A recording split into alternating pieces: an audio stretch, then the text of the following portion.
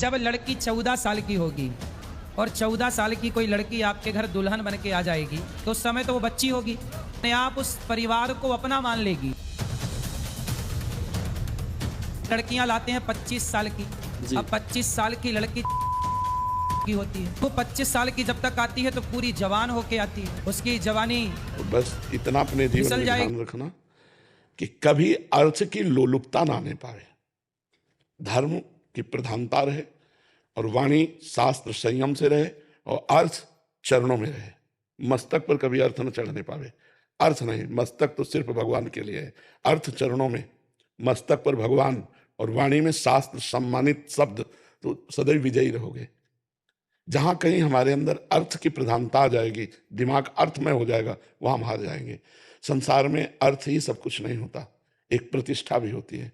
तो आप अपने पीछे भी जैसे आए थे तो आपको यही कहा था कि बहुत सावधान, क्योंकि अगर 100 लोग आपको प्रणाम करने वाले हैं तो 5 आपको गिराने वाले भी हैं। उन 5 के सामर्थ्य आप तक ना पहुंच पाए, इसलिए अर्थ प्रधानता मत रखना, सदैव धर्म का आश्रय रखना और वाणी से शास्त्र सम्मत, जो शास्त्र सम्मत नहीं थे, जैसे हमसे कोई पूछा तो हम कहते थे हमको ज्ञान नहीं, हमने संतों से सुना है, जो शास्त्र से पढ़ा है वो हम आपको बता देते हैं, जो नहीं पढ़ा हमें नहीं ज्ञान, बस भगवत प्राप्ति की चर्चा कीजिए। जैसे कोई प्रश्न करता है तो ऐसे जरूरी नहीं कि हर प्रश्न का उत्तर हम दे दें। निमि जी महाराज नवयोगीश्वरों से प्रश्न करते हैं कर्म के विषय में और कहते हैं यही प्रश्न हमने सनकादि से किया था, उन्होंने उत्तर क्यों नहीं दिया था? तब निमि जी को नवयोगीश्वरों में योगीश्वर बोलते हैं उस समय आपकी बाल्यावस्था थी, आप अनाधिकारी थे, इसलिए सनकादि ने आपको उत्तर नहीं दिया। तो जरूरी नहीं कि अनाधिकारी को उत्तर दिया जाए, अगर अनाधिकारी है तो मौन, हम असमर्थ हैं आपके प्रश्न के उत्तर। दूसरा प्रश्न कीजिए, कहीं भी निमंत्रण हो, कहीं भी आपको बुलावा हो, पहले देखो कि मुझे यहाँ जाने से धर्म प्रतिष्ठा इस पे आंच तो नहीं आएगी। अगर आंच आ रही तो बिल्कुल ना। अगर हमारे धर्म की प्रतिष्ठा हो रही है और हमारे समाज इस बात को प्रशंसा करेगी तो हम जाएंगे, अन्यथा नहीं जाएंगे। ये जीवन में आप कोई सहयोगी नहीं, आपका भगवान के सिवा कोई सहयोगी नहीं। जिसको तुम सहयोगी मानोगे वही तुम्हारी जड़ काटने की चेष्टा करेगा। तुमको अपने पैरों के बल खड़ा होना है, भगवान के बल से। हमारी बात एक सूत्र समझ लो, प्रश्न का उत्तर वही दो, अधिकार के अनुसार, जानकारी के अनुसार। वो अधिकारी होना चाहिए, आपको जानकारी होनी चाहिए। आप वहीं जाइए जहां आपकी प्रतिष्ठा, आपके धर्म की प्रतिष्ठा में आंच ना आवे। अर्थ उतना भावना कीजिए जितने से सेवा सामग्री सब सुरक्षित चलती रहे, वो भगवान देते रहते हैं। उसके लिए ऐसे करने की जरूरत नहीं। अगर हमारी सात्विक प्रवृत्ति से यश प्रवृत्ति बढ़ रही तो कोई हानि की बात नहीं, लेकिन यदि वो थोड़ा भी गिर करके बढ़ रहा है यश, तो वो यश सम्माननीय नहीं होता। साधु सभा में यश वही सम्माननीय होता है जो धर्म के अनुसार और गौरव के अनुसार बढ़ता है। तो आप गौरववान बनिए और धर्मनिष्ठ बनिए, जो आपके जीवन को आगे और प्रकाशित करे। कोई सहयोगी नहीं, पहला शब्द याद कर लो। जिसे तुम सहयोगी समझ रहे हो वही तुम्हें नीचा दिखाने की कोशिश करेगा। आपको अगर उन्नतिशील बहुत समय तक टिके रहना है धर्म क्षेत्र में, तो आपको अपने पैरों के बल खड़े होना पड़ेगा। इसके लिए आपको परिपक्व रहना होगा, स्वयं परिपक्व रहना होगा। यश बढ़ने में वर्षों लगते हैं, धूमिल होने में 2 मिनट लगते हैं। 2 मिनट में सब चौपट हो जाता है। इसलिए जो भगवान ने आपको दिया है यश, जो भगवान ने आपको पवित्रता दी, उसका निर्वाह आप कीजिए। संयम से स्वयं रहिए, कहीं भी कभी भी जो भगवान ने अर्धांग में विराजमान कर दिया इसके सिवा कभी दृष्टि नहीं डालनी। नजर नीची करके बात करो, उत्तर दिया, खत्म खेल। कभी किसी से किसी तरह का लगाव ना होने पावे तो कभी जीवन में तुम्हें कोई गिरा नहीं सकता। यही होते हैं कंचन कामिनी, गिराने वाले। कीर्ति तो हरि के द्वारा दी हुई होती है, वो अपने प्रयास से नहीं आती, हरि के प्रयास से आती है। न कामिनी में कभी आकर्षण हो, न कंचन में कभी आकर्षण हो। कंचन तो अपने आप बरसेगा जब हम धर्म में चल रहे हैं। जैसे समुद्र में बिना बुलाए नदियां अपने आप जा रही हैं, ऐसे धर्मात्मा पुरुष के पास समस्त वैभव अपने आप आ जाता है। खूब आनंदित रहो, प्रसन्न रहो और हमारे सनातन धर्म को आगे बढ़ाओ। जब कभी कोई सत्संग करो उसमें नाम की प्रधानता जरूर करो, क्योंकि कलयुग में केवल नाम के द्वारा कल्याण हो सकता है। शास्त्रीय सिद्धांत भी है, कृत्युगे ध्यायते विष्णु त्रेतायाम जजते मखई द्वापरे परिचर्यायाम कलो तद्धर कीर्तना।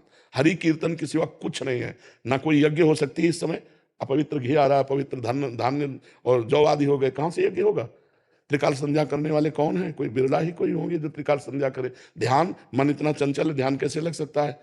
पूजा, इतनी वासनाएं बढ़ी हुई हैं कि उपासना कैसे बन रही? तो एक ही रह गया है, नाम जप। नाम कीर्तन, गुण कीर्तन, श्रवण, बस इसी के द्वारा भगवत प्राप्ति हो जाएगी। खूब भागवत कथा सुनाओ, खूब भगवान नाम का प्रचार करो, स्वयं नाम जप करो, धर्म से रहो, यही हमारी प्रार्थना। पर जी ऐसे स्थानों में भी जाना पड़ता है जहाँ एकदम विमुख हैं, जो हाँ, कोई गाँव जब हम कथा के लिए जा रहे हैं तो हम भगवान को श्रोता बना करके बोल रहे हैं, लेकिन हम अर्थ की किसी प्रधान स्थिति पे ऐसे लोगों के पास नहीं जाते जहां से उपहास हो, बिल्कुल नहीं। बहुत अपने को संभालिए, इससे जो है ना तुम्हारी मर्यादा बढ़ती चली जाएगी और तुम आगे उठते चले जाओ। तुमसे कोई बात पूछे आके उत्तर दे दो, तुमको कहीं जाने की जरूरत नहीं है।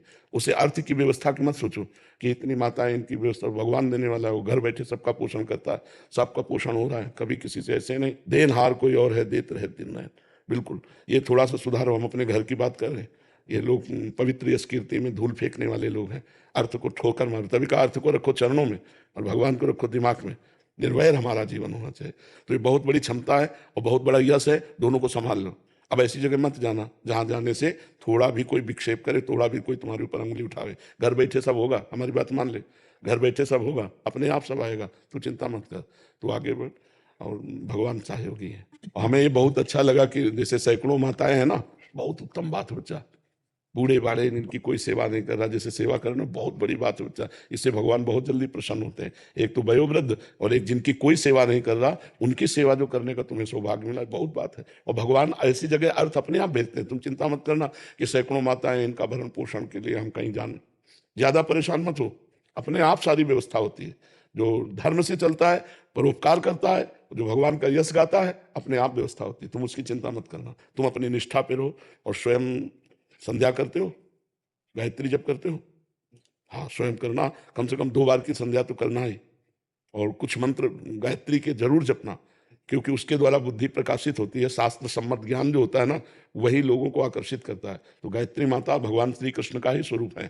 तो श्रीमद् भागवत श्री कृष्ण का वांग्मय स्वरूप है। तो गायत्री की कृपा से भागवत में प्रवीणता आएगी। तो दोनों काल सूर्य को अर्घ्य दान करना और गायत्री जप करना और मुद्राओं के द्वारा संध्या को पुष्ट करना।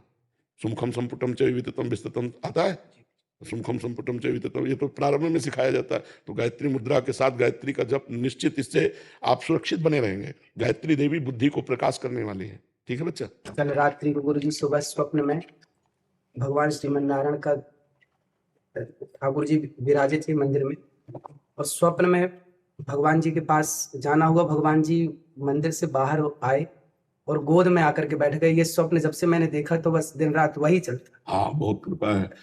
ऐसा लगता भगवान जी ने कहा कि हमें खीर और कढ़ी खिलाओ जी। तो ठाकुर जी अभी भगवान जी विराजेंगे ना जी। तो मैंने बोला कि सबसे पहले ठाकुर जी को वही भोग लगाएंगे। नहीं, पवित्र हृदय में भगवान का प्रकाश होता रहता है। आप बहुत पवित्र हृदय वाले हो, बहुत सावधानी से बस चलते रहो, क्योंकि ये बात हमारी पकड़ लेना, कोई तुम्हारा साथी नहीं है, भगवान के सिवा कोई साथी नहीं है। अपने आप को सुरक्षित रखने के लिए बस सावधानी रखो, निष्कलंक जीवन व्यतीत होना चाहिए। ठीक है।